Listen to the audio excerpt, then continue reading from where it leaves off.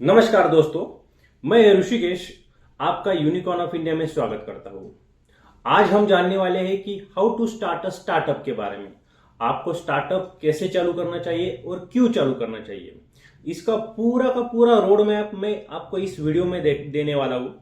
तो आप अंत तक बने रहेगा, क्योंकि मैं आपको एक मजबूर कर दूंगा कि आप $1 बिलियन की कंपनी कैसे कर सकते हो इसके बारे में, और आप नौकरी छोड़कर एक बिजनेस स्टार्ट क्यों करना चाहिए ये भी आप देखेंगे।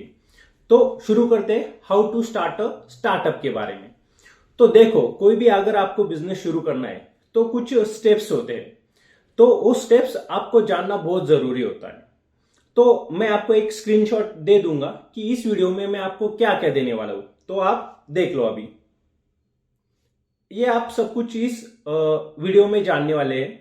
तो शुरू करते हैं आइडिया जनरेशन के साथ।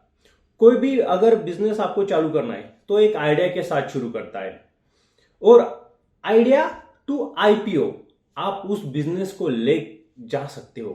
तो आइडिया जनरेट करना क्यों जरूरी है? तो आइडिया होता क्या है बेसिकली? तो आप कभी भी जब भी नया बिजनेस शुरू करते हो या फिर आप देखते हो, तो कोई भी कंपनी हो या फिर आप खुद ना क्यों हो, तो एक मार्केट में जो कुछ प्रॉब्लम है वो आप सॉल्व करने की कोशिश करते हो, या मार्केट में जो गैप है वो सॉल्व करने की कोशिश करते हो, या फिर एक यूनिक अपॉर्चुनिटी आपको दिखती है वो आप फुलफिल करते हो। तो इसको कहते हैं आइडिया जनरेशन। उसका नेक्स्ट स्टेप होता है कि जो कुछ आपने आइडिया जनरेट किया उसका मार्केट रिसर्च करना। तो मार्केट रिसर्च करना क्यों जरूरी है? क्योंकि बाद में जाकर आपका बिजनेस जब भी स्केल होगा तो जो कुछ फेल्योर आने वाले हैं आपको, तो वो फेल्योर ना आए इसलिए आपको मार्केट रिसर्च करना जरूरी होता है। तो मार्केट रिसर्च में होता क्या है कि आप सबसे पहले क्या देखते हो कि टारगेट ऑडियंस, जो कुछ मैंने आइडिया जनरेट किया है या फिर मैं जो सॉल्व करने वाले लोगों का प्रॉब्लम, चाहे वो आपका प्रोडक्ट हो सकता है या सर्विस हो सकती है, क्या वो उसकी टारगेट ऑडियंस कौन सी है। उसी के साथ साथ आपके कौन से कॉम्पिटिटर अभी मार्केट में मौजूद है, और जो आपका प्रोडक्ट है सर्विस है उसकी मार्केट में डिमांड है क्या। तो ये बेसिक मार्केट रिसर्च करना इसलिए जरूरी होता है आपको, क्योंकि आगे जाकर आपके फाइनेंशियल लॉस ना हो सके इसलिए, और आपको एक बिजनेस आगे नेक्स्ट स्टेप पर ले जाने के लिए आपको खुद को एक कॉन्फिडेंस होना चाहिए कि यस, मैंने मार्केट रिसर्च किया है, अब मैं उस बिजनेस को नेक्स्ट स्टेज पे ले जाने के लिए रेडी हूं। उसके बाद आता है कि जो कुछ आपने मार्केट रिसर्च किया, तो एक बिजनेस प्लान बनाना। तो बिजनेस प्लान क्यों जरूरी होता है कि बिजनेस प्लान आपको एक लीगल डॉक्यूमेंट्स दे सकता है कि यस, मेरे सामने एक फ्रेमवर्क होगा, मैं जो करने वाला हूं वो क्या करने वाला हूं, वो ये क्यों करना चाहिए। और उसी के साथ साथ अगर आप फंडिंग के लिए जाते हो या फिर आपके जो भी टीम बिल्ड करते हो, तो उसको दिखाने के लिए कि यस, ये बिजनेस प्लान है और ऐसे ऐसे मार्केट में हम हमारा प्रोडक्ट ला रहे हैं। तो बिजनेस प्लान के बहुत कुछ बेसिक आउटलाइन होती है, वो भी आपको देखना चाहिए। तो सबसे पहले आते हैं डिटेल बिजनेस प्लान, यानी कि आप क्या क्या करने वाले हो वो सब कुछ नोट डाउन करो। मैं आपको डिस्क्रिप्शन में भी दे दूंगा कि बिजनेस प्लान का एक टेम्पलेट, जहां से आप बिजनेस प्लान इजी से क्रिएट कर सकते हो। और दूसरी बात आती है कि वैल्यू प्रपोजिशन, यानी कि आप लोगों को या कस्टमर को क्या देने वाले हो। अगर ये आपको पता चल जाए तो एक आपके अंदर कॉन्फिडेंस आ जाता है। और उसी के साथ साथ एक टारगेट मार्केट, यानी कि कितना बड़ा मार्केट है, ये भी आप बिजनेस प्लान में इंक्लूड करते हो। और रेवेन्यू मॉडल, यानी कि जो प्रोडक्ट है सर्विस है आपकी, उस प्रोडक्ट से या सर्विस से आपको कितना रेवेन्यू जनरेट होगा, कितना खर्च करोगे, कैसे खर्च करोगे, और उसके बाद में हमें कितना प्रॉफिट बचेगा या फिर आएगा। ये रेवेन्यू मॉडल उस बिजनेस प्लान में एक डिटेल आप रिसर्च करके बनाते हो। यह बेसिकली अजम्पशन पे होता है बिजनेस प्लान, कभी ज्यादा हो सकता है कभी कम हो सकता है, बराबर। तो बट आपको ये करना बहुत जरूरी है। उसी के बाद आता है कि मार्केट स्ट्रैटेजी, आप मार्केटिंग में कैसे काम करने वाले हो या फिर मार्केट में कैसे जाने वाले हो। इसके लिए मार्केटिंग स्ट्रैटेजी इंप्लीमेंट करना आपके लिए बहुत इंपॉर्टेंट होता है। और आपके कॉम्पिटिटर क्या कर रहे हैं अभी, वो कौन सी मार्केटिंग स्ट्रैटेजी यूज कर रहे हैं, ये भी आपको यहाँ पे देखना पड़ेगा। उसके बाद आता है ऑपरेशंस प्लान। आप जो कुछ रन करने वाले हो वो कैसे रन करोगे, क्या आप रिसोर्सेस लगने वाले, कैसी टीम रहेगी, या फिर आपके प्रोडक्ट्स लोगों तक तो कैसे पहुंचाओगे या सर्विस कैसे पहुंचाओगे, ये ऑपरेशन प्लान में आता है। तो बिजनेस प्लान हो गया। अब बात करते हैं लीगल स्ट्रक्चर के बारे में। लीगल स्ट्रक्चर क्या होता है कि आपने कंपनी बना ली बराबर, बट कंपनी दिखेगी कहाँ, वो दिखती है लीगल स्ट्रक्चर, यानी कि आप कंपनी का कुछ ना कुछ रजिस्ट्रेशन करते हो। तो लीगल स्ट्रक्चर होता क्या है, एक तो आपकी प्राइवेट लिमिटेड कंपनी होगी या फिर एलएलपी होगी। एलएलपी का मतलब होता है लिमिटेड लायबिलिटी पार्टनरशिप। उसके बाद आता है सोल प्रोप्राइटर, यानी कि आप खुद एक अकेले हो, या उसको ओपीसी भी कहते हैं, वन पर्सन कंपनी। उसके बहुत सारे स्ट्रक्चर होते हैं, मैं और स्ट्रक्चर आपको बताऊंगा। एक होता है निधि कंपनी, या फिर पार्टनरशिप फर्म, या फिर एनजीओ। एनजीओ भी एक कंपनी हो सकती है। और उसी के साथ साथ वो बड़ी जगह अगर होती है तो उनको कहते हैं पब्लिक लिमिटेड कंपनी, यानी कि आईपीओ आता है। एक होता है ट्रस्ट, ट्रस्ट भी कंपनी होती है, जैसे कि टाटा ट्रस्ट। इतने सारे कंपनी के टाइप होते हैं, बट मैं आपको रिकमेंडेड करूंगा, अगर आप अकेले हो तो सोल प्रोप्राइटर, 2 लोग हो तो पार्टनरशिप फर्म, और आप बड़ी टीम बनाना चाहते हो या फंडिंग उठाना चाहते हो तो एक तो एलएलपी या प्राइवेट लिमिटेड कंपनी। इतना सारा लीगल स्ट्रक्चर आपको करना जरूरी है।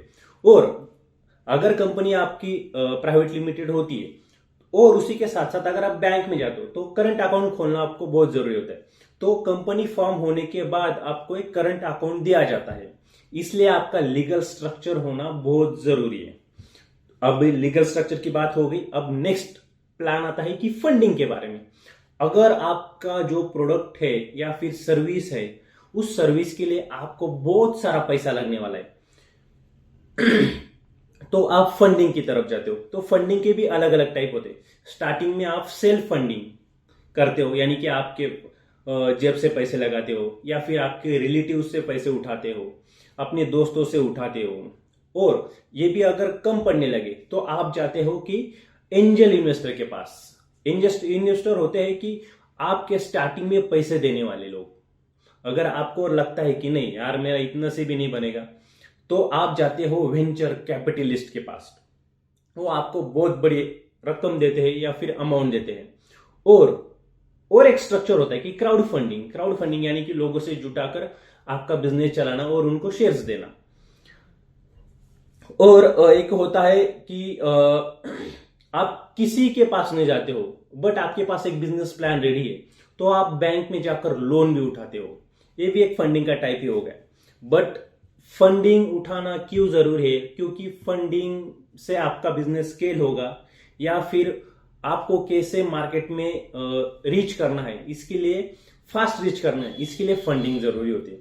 और उसी के साथ साथ आपको आपके शेयर्स भी देने पड़ते हैं, बट इसके लिए लीगल स्ट्रक्चर होना बहुत जरूरी है। प्राइवेट लिमिटेड कंपलसरी मस्ट है, तभी आप फंडिंग उठा सकते हो, अदरवाइज फंडिंग नहीं उठा सकते। हाँ, कुछ केस में दे देते हैं लोग बराबर। और उसके बाद आता है कि आपने सब कुछ बना लिया, रेडी हो गया। अब आता है कि आपका एक्चुअल बिजनेस का एक प्रोटोटाइप बनाना, उसको कहते हैं मिनिमम वाइबल प्रोडक्ट, एमवीपी। ये क्यों जरूरी है, क्योंकि जब आप बहुत बड़ा अगर इन्वेंट्री रखते हो या फिर एक साथ बहुत सारी चीजें बनाकर रख देते हो, अगर वो मार्केट में नहीं चली तो स्टार्टिंग में आपको एक प्रोटोटाइप बनाना होता है टेस्टिंग के लिए। ये टेस्टिंग क्यों जरूरत है कि आपके जो कुछ प्रोडक्ट रहेगा, सर्विस रहेगा, उसमें कुछ खामियां रहेगी, लोगों को कुछ उसमें पसंद आएगा नहीं आएगा, और आपको एक इंप्रूवमेंट के लिए चांस मिल जाता है। पैसे की जो भी दिक्कत है वो आप कम लागत के साथ वो प्रोडक्ट बना सकते हो या सर्विस बना सकते हो। इसके लिए प्रोटोटाइप बनाना बहुत जरूरी है पहले, या फिर लोगों को शोकेस करने के लिए, यस हमारा ऐसा ऐसा प्रोडक्ट है या ऐसी ऐसी सर्विस है, क्या आप लोगे या नहीं लोगे, लोगों का फीडबैक। इसलिए आपको प्रोटोटाइप बनाना पड़ता है। या फिर आपके कितने सारे यूजर्स ये जो प्रोडक्ट बना रहे हो या सर्विस देने वाले हो, वो कितने लोग ले सकते हैं, आपको एक स्टार्टिंग में आइडिया आ जाता है। इसके लिए आपको प्रोटोटाइप बनाना जरूरी है। अब हो गई प्रोटोटाइप की बात। अब आते हैं टीम बिल्डिंग के बारे में। आप अकेले तो पूरा धंधा बहुत बड़े स्केल पर नहीं कर सकते। इसके लिए आपको चाहिए एक टीम। तो सबसे पहले आपके साथ अगर प्राइवेट लिमिटेड कंपनी आप बनाते हो तो को फाउंडर बहुत जरूरी है। अगर नहीं भी बनाते हो आप प्राइवेट लिमिटेड कंपनी, फिर भी आपको एक को फाउंडर चाहिए, क्योंकि आप अकेले पूरा बिजनेस नहीं संभाल सकते। तो को फाउंडर जरूरी है। उसी के साथ साथ सीटीओ, यानी कि वो बिजनेस का पूरा डेवलपर का काम या फिर टेक्निकल काम देखता है। उसके बाद आता है कि मार्केट रिसर्च करने के लिए आपको एक मार्केटिंग वाला बंदा चाहिए, या फिर आपका अगर कुछ टेक वेबसाइट है या फिर टेक में कुछ काम करने वाले हो, जैसे फाइनेंशियल प्रोडक्ट, तो जो कुछ वेबसाइट बनाओगे आप बनाओगे तो उसके लिए एक डिजाइनर भी जरूरी होता है। और बाद में जाकर आपको बहुत सारे लोगों की जरूरत पड़ेगी, बट आपको आपका बिजनेस के लिए बिजनेस टीम होना बहुत जरूरी है। तभी जाकर आप सक्सेसफुल बिजनेस बना सकते हो। ओके, अब बात करते हैं कि डेवलपमेंट के बारे में। अब डेवलपमेंट होता क्या है? आपने प्रोडक्ट बना लिया, सब कुछ बना लिया, करेक्ट, बट एक्चुअल में जो प्रोडक्शन आपको रेडी करना है, डेवलपमेंट शुरू करना है, तो वो कैसे करोगे? ये जो पॉइंट आता है डेवलपमेंट, ये बहुत बड़े स्केल पर किया जाता है। अगर आप डेवलपमेंट नहीं करोगे, इंप्रूवमेंट नहीं करोगे, तो आपका प्रोडक्ट नहीं चलेगा। डेवलपमेंट इसलिए भी जरूरी है कि आपको जो कुछ प्रोटोटाइप आपने टेस्ट किया, वो अभी उसकी क्वांटिटी बढ़ानी है आपको, वो डेवलपमेंट के प्रोसेस में लाना है। जो कुछ आपने प्रोडक्ट या सर्विस बिल्ड की, उसमें नंबर ऑफ प्रोडक्शन या नंबर ऑफ सर्विसेज बढ़ानी है, उसको कहते हैं डेवलपमेंट। या फिर आपके बिजनेस में जो अभी जिस स्टेज पे हो, उस स्टेज से लेकर ऊपर के स्टेज पर लेकर जाना है, इसलिए डेवलपमेंट जरूरी है। अब हो गई डेवलपमेंट की बात। अब आता है कि टेस्टिंग एंड इटरेशन के बारे में। आपने स्टार्टिंग में प्रोटोटाइप क्रिएट किया और एमवीपी भी क्रिएट किया, लोगों का फीडबैक लिया, टेस्टिंग की, बट अभी फिर से आपको एक टेस्टिंग करनी बहुत जरूरी होती है, क्योंकि आपने जो कुछ प्रोडक्ट बनाया है, बाद में जाकर फिर से आपकी टेस्टिंग हमेशा चलती रहेगी मेरे दोस्तों। टेस्टिंग जिस दिन आप बंद कर लोगे, रिसर्च करना जिस दिन बंद कर दोगे, उस दिन आपका बिजनेस जीरो हो जाएगा। तो टेस्टिंग और इटरेशन हमेशा चलती रहने वाली एक प्रोसेस है। अब बात करते हैं कि स्केलिंग के बारे में, नहीं सॉरी, मार्केटिंग एंड लॉन्चिंग के बारे में। आपने सब कुछ कर लिया है, अभी मार्केटिंग बाकी है, बट मार्केटिंग कैसे करोगे आप? आपका जो भी एंड यूजर है, कस्टमर है, वो कहाँ पे रहता है, उस तक आपको कैसे पहुंचना है, बराबर। एक तो आप ऑनलाइन मार्केटिंग कर सकते हो, या फिर आपका फिजिकल स्टोर शुरू करके भी आप मार्केटिंग कर सकते हो, या फिर एक होता है कि गूगल मार्केटिंग या फिर सोशल मीडिया मार्केटिंग, और एक होता है कि फेस टू फेस मार्केटिंग या उसको माउथ मार्केटिंग भी कहते हैं, बराबर। तो आपको एक डिसाइड करना है कि आप कौन सी मार्केटिंग करने वाले हो। स्टार्टिंग में मैं कहूँगा कि आप ऑनलाइन के साथ जाओ, बट अगर आपका प्रोडक्ट ऐसा है कि लोगों को टेस्ट अगर करना रहेगा, तो आपको फिजिकल स्टोर डालना पड़ेगा। और जल्दी से जल्दी अगर लोगों तक पहुंचना है, तो आपको ऑनलाइन के सिवा कोई दूसरा रास्ता नहीं है। अब बात करते हैं कि लॉन्चिंग। बहुत सारे लोग अपना बिजनेस शुरू तो करते, स्टार्टअप तो शुरू करते, बट लॉन्चिंग के वक्त तो अपना बिजनेस स्केल नहीं कर पाते, या फिर लोगों तक सही मैसेज पहुंचा नहीं पाते। तो लॉन्चिंग आपकी धूमधाम के साथ होनी चाहिए, क्योंकि first impression is the last impression. But ऐसा नहीं कि बहुत सारे बिजनेस स्टार्टिंग में लॉन्चिंग के लिए फेल हो गए थे, बट बाद में जाकर वो सक्सेसफुल भी हुए हैं। तो लॉन्चिंग पे आपको बहुत सारी मेहनत करनी पड़ेगी, बराबर। तो लॉन्चिंग एक बहुत इंपॉर्टेंट पॉइंट है। उसके बाद आता है स्केलिंग। आपने शुरू किया, स्टार्टिंग में आप अपने सिटी में बेच रहे थे, अब जाकर आपके सिटी के बाहर बेच रहे हो आप, यानी कि स्केलिंग के स्टेज पर आ गए। और उसी के साथ साथ आपके पास अभी एक प्रोडक्ट था, अभी नंबर ऑफ प्रोडक्ट्स होने लगे, उसको भी स्केलिंग कहते हैं। एक सिटी, दूसरी सिटी, तीसरी सिटी, या फिर एक स्टेट से लेकर दूसरे स्टेट, पूरे इंडिया में या फिर पूरे वर्ल्ड में, उसको कहते हैं स्केलिंग। अगर स्केलिंग करते हो तो आपका रेवेन्यू आपके पास जो पैसा आने वाला है, आपका प्रॉफिट जो होने वाला है वो बहुत ज़्यादा बढ़ जाता है, क्योंकि लोगों का ट्रस्ट आपके ऊपर आ जाता है। और स्केलिंग तभी की जाती है जब आपने स्टार्टिंग में छोटे एरिया में आपका प्रोडक्ट टेस्ट किया हो और दूसरे इसमें भी आप अगर उसकी सर्विस देना चाहते हो, तब जाकर आपको स्केल करना चाहिए।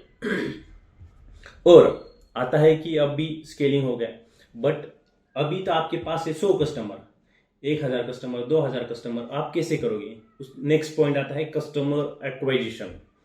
कस्टमर एक्वायर कैसे करोगे? या फिर आपके जो कॉम्पिटिटर है उसके पास भी सेम प्रोडक्ट हो सकता है कि वो प्रोडक्ट या फिर वो कंपनी छोड़कर वो हमारा प्रोडक्ट क्यों ले? कस्टमर एक्वाइजिशन, आप उसको क्या ऐसा देने वाले हो? इसके लिए भी आपको एक स्ट्रैटेजी बनानी पड़ेगी, उसको कहते हैं कस्टमर एक्विजिशन। अब ये सब कुछ मैंने तो आपसे बात कर ली, बट इसके लिए तो पैसा लगता है ना भाई। वो नेक्स्ट पार्ट आता है फाइनेंस एंड ऑपरेशन, ये भी आपको देखना बहुत जरूरी है। और हाँ, मैंने आपको बताना भूल गया कि जब भी आप टीम बिल्डिंग करते हो तो एक फाइनेंस का भी एक बंदा आपको रख लेना चाहिए, क्योंकि आप सभी फाइनेंस मैनेज नहीं कर सकते। और मैं रिकमेंडेड करूंगा कि कभी भी आप 2 अकाउंट ओपन करो, एक में पैसा आना चाहिए और दूसरे अकाउंट से पैसा जाना चाहिए, क्योंकि आपको एक सिंप्लीफाई हो जाता है कि कहाँ से पैसा आ रहा है और कैसे पैसा जा रहा है। अगर आपका एक ही अकाउंट रहता है तो होता क्या है कि आप उसी अकाउंट में पैसे डाल रहे हो और उसी अकाउंट से पैसे जा रहा है, तो बहुत सारे कॉम्प्लिकेशंस हो जाते हैं और आपको थोड़ी सी माथा चप्पी करनी पड़ती है कि यार कैसे पैसा आया, क्या आया। बराबर। तो फाइनेंस देखना भी बहुत जरूरी है। और operation, day to day operation के लिए भी आपके पास पैसा होना चाहिए। अगर आपके पास पैसा नहीं है तो आपका ऑपरेशन ठीक से स्मूथली नहीं चल सकता। आपके पास 6 मंथ का बजट होना चाहिए। अगर पैसा नहीं भी आता है स्टार्टिंग में तो भी आपका बिजनेस स्मूथली चलना चाहिए। इसलिए फाइनेंस एंड ऑपरेशन एक बहुत इंपॉर्टेंट पॉइंट है स्टार्टअप शुरू करने से पहले, वो भी आपको देख लेना चाहिए। अब आता है कि लीगल कंप्लायंस। आपकी कंपनी तो शुरू हो गई, अभी लीगल कंप्लायंस आता है। अगर आप ऑनलाइन बेचते हो तो सरकार के कुछ टर्म्स एंड कंडीशन होते हैं, जैसे कि आपको हर साल कंपनी का ITR फाइल करना। अगर आप कंपनी से सैलरी ले रहे हो तो आपका खुद का ITR फाइल करना, और उसी के साथ साथ TDS, professional tax, GST return, ये सब कुछ आपको करना पड़ेगा। वो आता है लीगल कंप्लायंस में। और उसी के साथ साथ और एक बोलते हैं कि CA के पास जाकर हमारी कंपनी का एक ऑडिट करना पड़ता है, प्रॉफिट एंड लॉस स्टेटमेंट बनाना पड़ता है। ये सब कुछ लीगल कंप्लायंस में आ जाता है। और लास्ट का पॉइंट आता है कि अगर आपने ये सब कुछ कर लिया, बट और एक नेक्स्ट स्टेप होती है कि एडाप्शन। जो नया कस्टमर आ रहा है वो सेम प्रोडक्ट आपसे हर बार लेगा, ऐसा नहीं कि उसको कुछ नया चाहिए। कुछ ना कुछ वो हमेशा नया ढूंढता रहता है।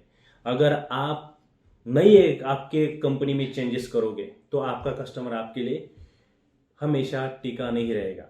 जैसे कि कोडक का आप कैमरे का एग्जांपल ले दो, वो उन्होंने एडेप्शन नहीं किया, इसलिए बाकी के सारे कैमरे की जो कंपनीज है, सोनी वगैरह, वो दूसरे के पास चले गई। या फिर आप देखो मोबाइल का, आप पहले कौन से मोबाइल यूज करते थे लोग, बट अब कौन से यूज कर रहे हैं। बराबर। तो नए नए मार्केट में जो कुछ प्रोडक्ट आ रहे हैं या कस्टमर की जो कुछ डिमांड है, मार्केट क्या चाह रहा है, मार्केट में गैप क्या है, ये हमेशा आपको रिसर्च करना पड़ेगा। और लास्ट की बात करते हैं कि ये सब कुछ हो गया, बट इसके लिए कोई कंपनी है क्या, या फिर कोई है क्या जो हमें इसमें हेल्प कर सकता है? तो यस, हमारी कंपनी है जो यूनिकॉर्न ऑफ इंडिया नाम से जानी जाती है। यूनिकॉर्न ऑफ इंडिया की वेबसाइट पे जाकर आप सब कुछ चेक कर सकते हो। जो कुछ आपको रिसोर्सेज चाहिए, फंडिंग चाहिए, मेंटोरिंग चाहिए, नेटवर्किंग चाहिए, या फिर कुछ कंप्लायंस करनी है, कंपनी खड़ी करनी है, कंसल्टेंसी चाहिए, ये सब कुछ आपको यूनिकॉर्न ऑफ इंडिया पर मिल जाएगा। तो सब कुछ जो कुछ है, मैं इसकी लिंक भी आपको डिस्क्रिप्शन में दे दूंगा, तो आप एक बार जाकर चेक कर लो। ओके। और अगर कुछ भी दिक्कत आती है तो मुझे आप कमेंट करो, मैं आपको उसका रिप्लाई देने की बहुत कोशिश करूंगा। तो चलो मिलते हैं नेक्स्ट वीडियो में। Thank you, good bye.